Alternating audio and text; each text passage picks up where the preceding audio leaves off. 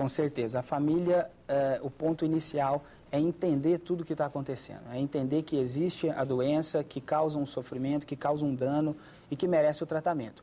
Lógico que o tratamento não se restringe só a medicamento, né? Existe um apoio psicoterápico muitas vezes que nos auxilia sobremaneira.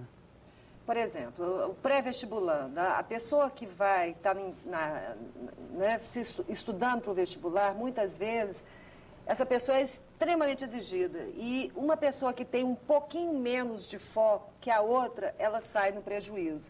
Quais os conselhos que você dá a essas pessoas que precisam demais focar na atividade que ela está produzindo, que ela está fazendo agora, para ela poder ser bem-sucedida? Na verdade, a gente tem que traçar os objetivos. Isso é importante para o vestibulando. Ele tem que ter a orientação e o entendimento de, naquele momento, ele precisa se dedicar sim. Então, existe a necessidade de se organizar um horário de estudo, o local ideal do estudo. Eu tenho que tirar todas as situações que possam me tirar a atenção, evidentemente. Deixar focado naquele momento e entender que aquilo é importante naquele momento da vida. Organização, você está dizendo. Mas a organização é uma coisa dificílima para quem tem algum déficit, né? Principalmente na adolescência. Além da organização? Existe sim, ele tem que fazer um planejamento, ele tem que definir as metas a seguir, ele tem que ter um cronograma de atividades. E não esquecer também que não tem que ficar só focado ali no estudo, tem que ter uma atividade física regular. Isso é importante para o vestibular. A questão, por exemplo, de apetite. Para quem toma Ritalina, existe uma alteração, não existe? Alguns pacientes queixam diminuição do apetite. A pessoa fica mais inapetente. Justamente. Aí, eu acho que talvez você que está dando esse medicamento para o seu menino, talvez aí você tenha que entrar com uma dieta um pouco mais fortalecida, né? Um suco de legumes, de frutas, alguma coisa assim, para essa criança, já que ela está em fase de crescimento, não ter perdas, né? Durante o tratamento, essa criança ela é reavaliada, ela é pesada, ela é medida, para justamente a gente ver se a medicação não está influenciando no ganho de peso, no crescimento em si, que é uma angústia de todos os pais. Como é que os pais devem agir com essa criança em casa? Além da paciência que tem que ter. Na verdade, é entender tudo o que está acontecendo. A criança exige limites. É uma criança que exige que seja organizada todas as atividades no dia a dia. Os pais têm que cobrar aquilo que necessariamente exige a cobrança. Nem sempre vão esperar que a criança fique sentada, que fique quieta igual a outra, o primo ou do vizinho. Mas, na verdade, entender que essa criança precisa de espaço, precisa de atividade física e precisa de um planejamento dentro de casa. Também ficar sobrecarregando a criança de atividades também não é uma boa, né? Cada criança ou cada adulto, ele se manifesta e responde de uma forma em relação ao excesso de atividades. Umas vão tolerar bem e outras já não vão conseguir, vão ter algum tipo de prejuízo.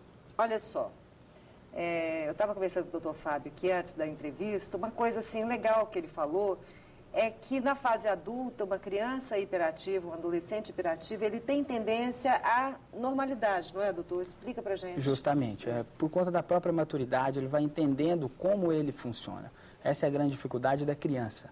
Ela não tem noção do limite, ela não entende o porquê está fazendo aquelas atividades. O adulto, sim, ele já percebe, ele é desorganizado, mas ele tem uma agenda, ele tem uma secretária, ele tem, às vezes, uma esposa que o auxilia. Então, na verdade, às vezes ele supera toda essa dificuldade. Em outros casos, nem tanto. Aí, realmente, a gente exige o tratamento. Tá certo, então. Então, eu quero agradecer a sua participação.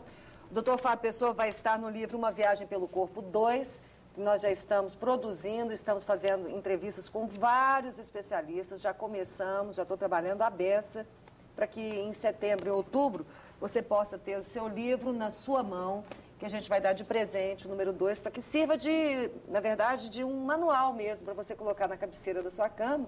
Toda vez que você tiver dúvida sobre algum assunto de saúde, você consulta o livro ou antes de uma consulta, porque nada como você ser bem informado sobre a sua saúde, sobre a saúde da sua família. Obrigado, doutor, pela sua participação. A gente encontra essa semana para fazer nova entrevista e no Diário da Manhã de domingo, você sabe que a gente tem a coluna Boa Vida lá todos os domingos no segundo caderno. Eu vou trazer os assuntos de hoje lá para que você tenha um pouco mais ainda de conhecimento sobre o que a gente está falando na noite de hoje. Obrigada, doutor. Muito obrigado. Tá? Um abraço. Daqui a pouco vamos falar com Edson Lucas Viana, ele é presidente do Conselho Estadual dos Direitos da Criança. Até que ponto a gente pode intervir numa criança que mora na rua, que está na rua, para que ela deixe as ruas. Daqui a pouco também um pouco de reflexologia, um pouco de massagem nos pés ou nas mãos, feita por quem entende, lá de um lugar que você vai amar em conhecer, que é o Mandarim Spa Urbano. Tudo isso daqui a pouco, só para você. Até já. Pera, vai embora não. Vou chamar o intervalo. Antes de chamar o intervalo, eu quero chamar o Sérgio Borba. Por quê? Sérgio Borba é um amigo antigo aqui, ele já foi entrevistado por mim aqui no programa Boa Vida. Ele é uma pessoa que é ex-funcionário da CELG e que tinha dentadura. E aí a vida dele era tudo em função dos cuidados para que a dentadura não saísse, para ele mastigar com calma, aquele transtorno de quem tem dentadura. Aí ele resolveu mudar de vida, ele resolveu se priorizar, ele resolveu dar um tempo para ele mesmo e fazer alguma coisa boa para ele. Foi lá no CBI, que é o Centro Brasileiro de Implantodontia, conversou com o Dr. Dari Godinho, Dr. Jairo José e colocou todos os dentes. Hoje ele tem um sorriso encantador. Roda o VT para você conhecer o Sérgio Borba. Antes eu tinha dificuldade de alimentação, eu não podia comer um churrasco em paz, eu não podia, assim, comer alguma coisa mais rígida. Então, por exemplo, hoje eu tenho uma mordida de pitbull, isso que eu posso dizer. E é uma coisa assim que eu até estranho a minha mordida da forma que está. Antes eu não tinha paladar, hoje eu já tenho, porque o céu da boca ficou livre, e é uma coisa assim que é totalmente diferente.